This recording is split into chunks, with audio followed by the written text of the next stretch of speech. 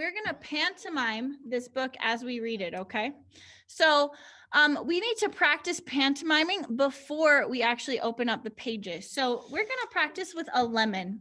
Pantomime is a form of acting, and for little kids, you guys will understand this best as the game Pretend. You guys know how to pretend, right? And older kids, you guys might think you are too cool for pretend, but you're in drama, so you're not. All right, so take a lemon in your hand and you're gonna feel it. Just feel the weight of it. Can I scooch you to this other side of me so I can use my right hand for this? Awesome. So take a lemon in your hand and just feel the weight. And then, oh, Isaac, you are so clever. But what I want you to do is put your prop down and I want you to pretend that you have a lemon. You are very smart. But what this whole thing is about is being able to pretend without actually having a prop in your hand. So throw that lemon and feel the weight of it and just toss it up in the air and catch it. Toss it up and catch it. And it might take a minute depending on how high you throw. But try to be realistic. If you push it really high, then wait a second to catch it. If you just toss it a little bit, then catch it like that. If you need two hands because you know that you can't catch with one hand, toss it and catch it. Make it as realistic as possible. What if you're so bad at throwing it goes backwards? Well, then you're going to have to get up and go get it, aren't you? All right. And good. Now hold it. Once you got it. Oh, Rachel lost hers. She had to go get it. All right. So hold it and just feel and explore the texture of it. The texture of lemons is kind of bumpy. And the shape of it too. Show me the shape of it because lemons are not perfectly round. They have those little points on the end. So imagine that lemon with the points on the ends and the bumpy shape to it and just feel that texture. Awesome. Now we are going to eat the lemon. 1 second.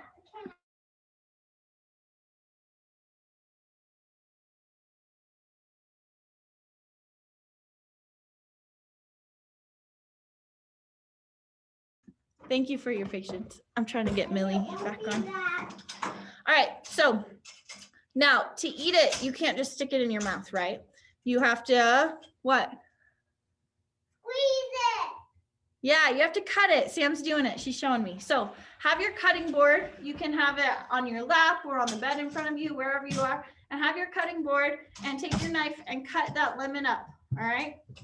And there are different ways to cut a lemon too. You can cut it into a circle or you can cut it into wedges. So when you're doing this pantomime, you really have to think about how are you cutting this lemon and be consistent. If you cut it in a circle, then have a circle piece. If you cut it into a wedge, have a wedge piece.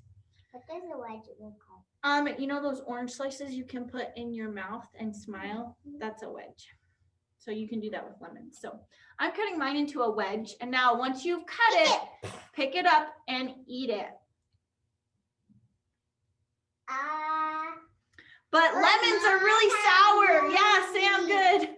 Oh, Rachel, good. Amy, Lena, good. I spit mine out. Oh, she spit hers out because it was so sour. Yeah, let me see those sour faces. If you need a drink of water afterwards, get a drink of water. Make it as realistic as possible. Whoa. All right, so you ate your lemon and now you drink your water to get that sour flavor out of your mouth. And now let's take the lemon and squeeze that lemon into your water because I think lemons are better when you squeeze them into water and then you have the lemon water to drink. Because I threw it back. Oh, go get it. You threw it back. You got to go pick it up and brush it off if it's dirty. All right, that's much better. Water with the lemon in it. That's so much better. I'm going to stick that little lemon on the side of my cup. Me too. Awesome. And give yourselves a round of applause. You guys just did a pantomime, but don't forget about it. Don't drop it. Now that we're done with it, we have to actually pick it up and put it away and complete that action before we can move on. You don't want to move into a new pantomime activity with the lemon still on your lap. That would just be silly. Okay. Good job. You guys did fantastic with that. I'm really impressed. I have to get ready, but I will get ready for a practice that I have, but I will be back here. soon.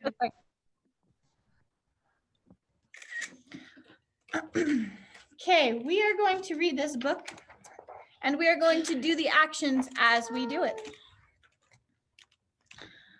All right. And you can stand over there if you want so you can see it. I'm trying to get the best angle, so let me figure out how the best angle for this can be. There we go. Can you guys kind of see it? You can pin me to make me bigger if you want. One dressed in linen, sitting in a tree, dreaming of the tall, strong ship on which he crossed the sea. So we've got our pilgrim here. This pilgrim just crossed a ship. So show me yourself. Oh, you guys are doing the tree thing. I want to see you guys on the ship. What was the ship like? Show me the pitching and the rolling and the waves of the ship. Oh, very good, Rachel. Awesome. Oh man, it's like a storm for Lena and for Isaac. Wow. What's the storm? She's in a storm. Awesome. All right, moving on. Storm. Good job. Two dressed in deerskin gathering nuts below. So gather your nuts. Giggling as they tiptoe by, too shy to say hello. So we've got the pilgrim and the Native Americans. Yep, gather those nuts. Good job, Amy. Like mine. Good job, Millie. All right, the next page. Three in the garden pulling up some roots, turnips for the pottage pot, and parsnips for the soup. So go ahead into your garden, get on those knees, and just pull with your vegetables. You've got to have your basket. So pull them up out of the ground, maybe sniff them. That's a good parsnip. And put them in your basket. Brush off the dirt because they're going to be a little dirty. I'll wash off my dirt. Awesome. Good job. All right. 4, helping father catch fish in the bay, some to dry for winter time and some to eat today. And look what they're catching their fish with. Do they have fishing poles? No. All right, so go fishing with your spears. Ready? Take your spears and throw them in the water. Oh, I missed. I'm really bad at this. Look. Oh, she got one. Look how many fish I got. Oh, nice. And once you catch them, you got to take them off your spear. So once you catch it, you got to take it off your spear and put it in the basket with the rest of them. Awesome. Good job. All right, we're moving on. Good fishermen, by the way, and women. 5 in the forest, searching as they roam, finding sticks to light the fire that keeps them warm at home. So go ahead and find those sticks and the firewood that you're going to need for your winter, because you're going to need firewood for everything. For cooking, they didn't have ovens or stoves or anything. They cooked on fireplaces and over campfires. So find your firewood for the campfire and the fireplace. And then make a big pile next to your house.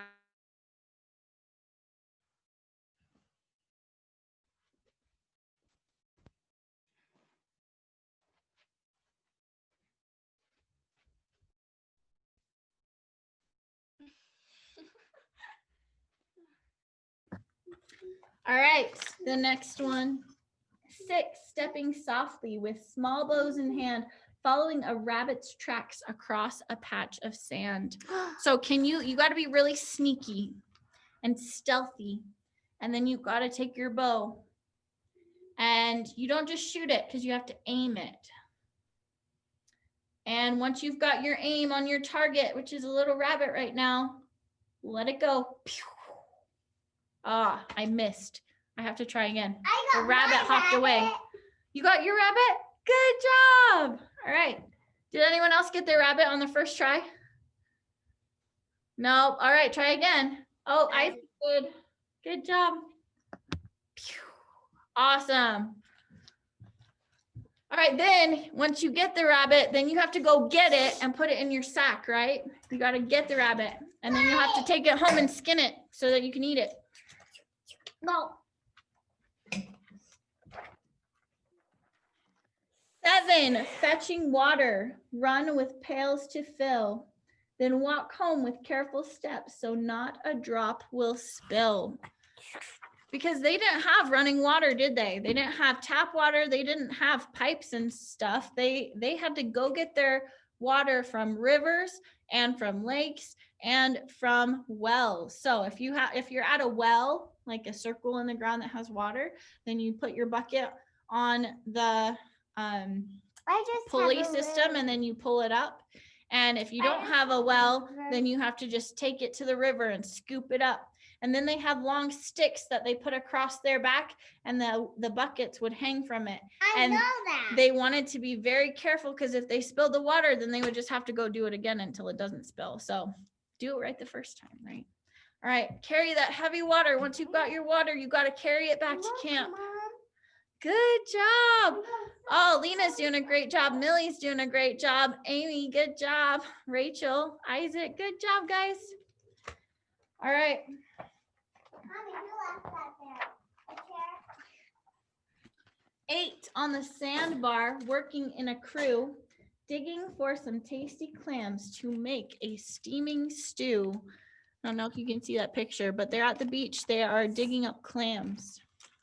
So go dig up your clams. Maybe you have like a little shovel kind of thing to help you dig, and then put that clam in a bucket and complete the action. That's something we say in theater is complete the action. Oh, she got me a new chair. That's awesome. All right. Mrs. 9 Dunlap, in a cornfield. Yeah, what's up? I just have to go. Okay, bye. Thank you for tuning in. You're the best. All right. Bye-bye. For the rest of us, we have 2 more pages. Do you think we can make it? 2 more pages? 9 in the cornfield, bringing in the maize, sowed with care as Squanto taught last spring on planting day. So go gather your corn. Have any of you been to a corn maze or anything where there's corn up? So you know how tall the stalks are? Yeah, so you've got to grab your corn, pull the leaf back, grab the corn off, and then put it in the basket. And once you've got all the corn that you can carry, you take your basket or your sack, and then you got to shuck it. Mine is so heavy. It is so heavy. Good job, Millie. Good job, Lena. Good job, Isaac.